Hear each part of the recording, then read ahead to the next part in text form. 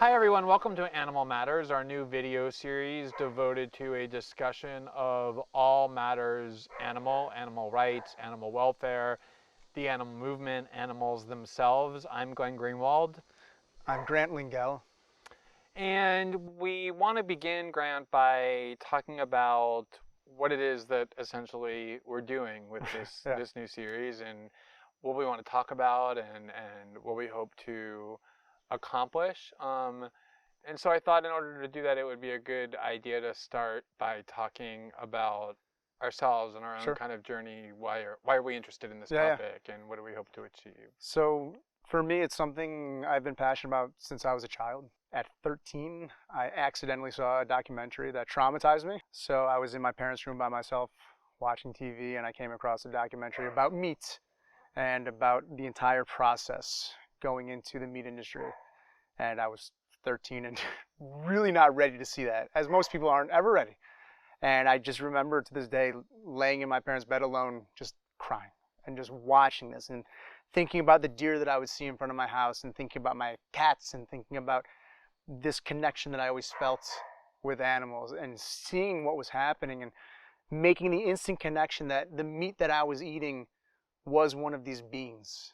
And it went through the process that I saw in that documentary. And I just instantly, I was like, no more, I'm done.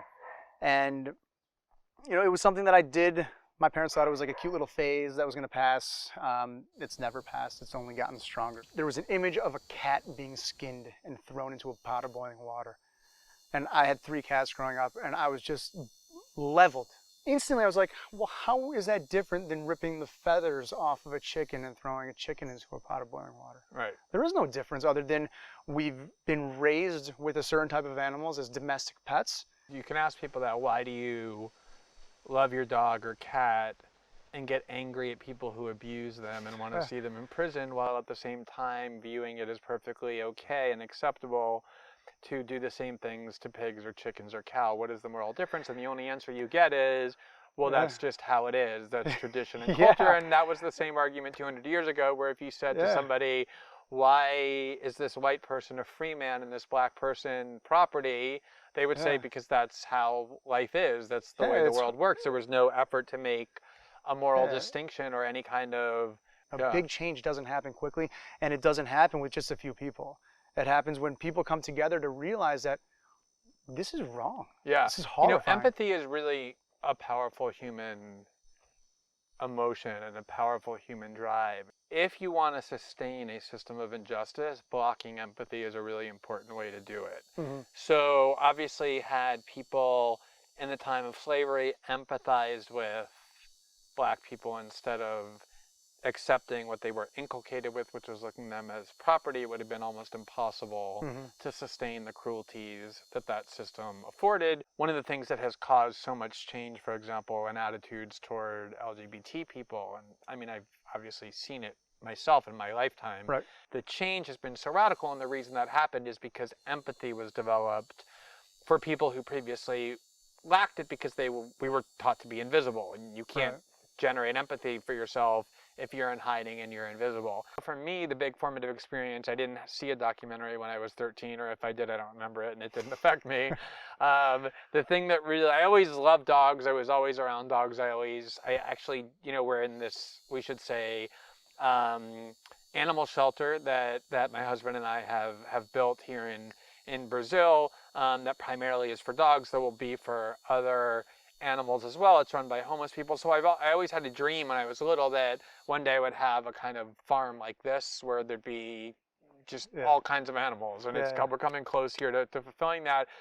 Nonetheless, all throughout that time, when I was thinking that way, loving animals, loving dogs, rescuing them, I was eating steak and chicken and fish and, you know, every other kind of animal without giving any kind of a thought to it. And the thing that ultimately changed me was this really banal experience I had where it was basically animals that convinced me to change how I think through empathy, which was, I was on this really intense speaking tour, domestic, so it was a domestic speaking tour, so there was zero glamour to it. It wasn't Paris and London and Berlin, which would be tiring enough, but at least glamorous. It was like flying on these regional jets in the morning with my husband early in the morning, waking up at 6 in the morning. We would have 2 hours to rest. I would give the speech that night. We would, take a sleeping pill, wake up and do it again for 8 days in a row. Exhausting. Incredibly stressful. We were just mad at each other, hating life, hating each other in the way that only married couples can. Yeah. And the second to the last place we got to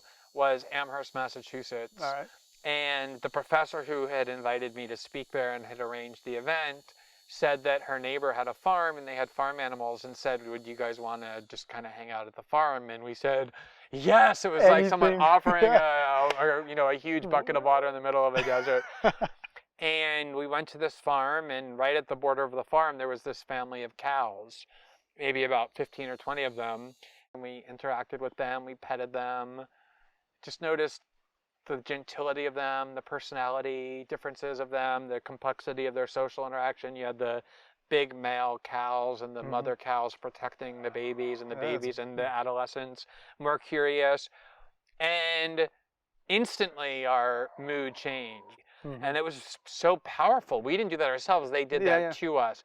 And through doing that, they convinced me of the power of their life and the importance of their being. And that was the moment I said, after we left them, after about an hour, I told my husband, I said, I'm never eating one of them again. In your example, it didn't happen overnight. You cut out beef, great, and then eventually you cut out other things. Some people do it overnight, very few. Most people start as vegetarians for a long time, like myself. I was a vegetarian for 2 decades before becoming a vegan. And I had all those excuses. Oh, well, the chicken's not dying if I'm eating the eggs. Oh, the cow isn't dying if I'm drinking its milk or eating its cheese.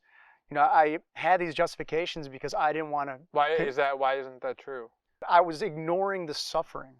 I was focusing on the fact that they continue living.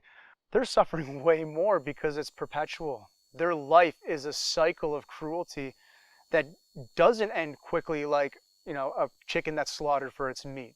A chicken, a layer hen that's raised for its eggs.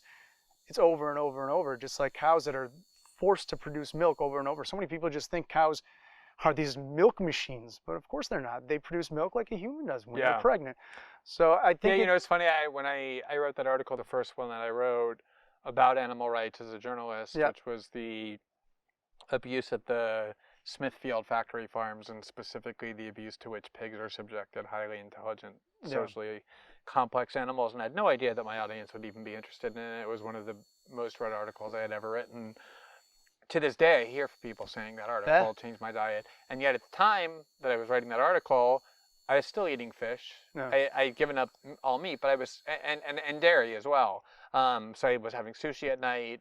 And I don't look back at that as shame. I look back at that as an important process of incrementally becoming a more ethical person through my choices. What do you want to get out of this series? Like, what are you looking to do with Animal Matters? The thing that I think is really interesting is we're now at a crossroads where animal rights and animal welfare and the whole issue surrounding animals for so many reasons has an opportunity to drastically expand the number of people who are interested in it, devoted to it, a part of it. And I think this gives a great opportunity to think about how people like us who haven't spent their lives immersed in the movement can start thinking about these issues differently, can start changing their lives to make a difference in it, not to use jargon and dogma, but to use questions of ethics and morality and politics and practicality to how to think differently about these issues and how to attract more people to them instead of repelling people away, and just to kind of build a different vocabulary and framework, not to replace what animal rights activists are doing, but to supplement and support and aid and expand it.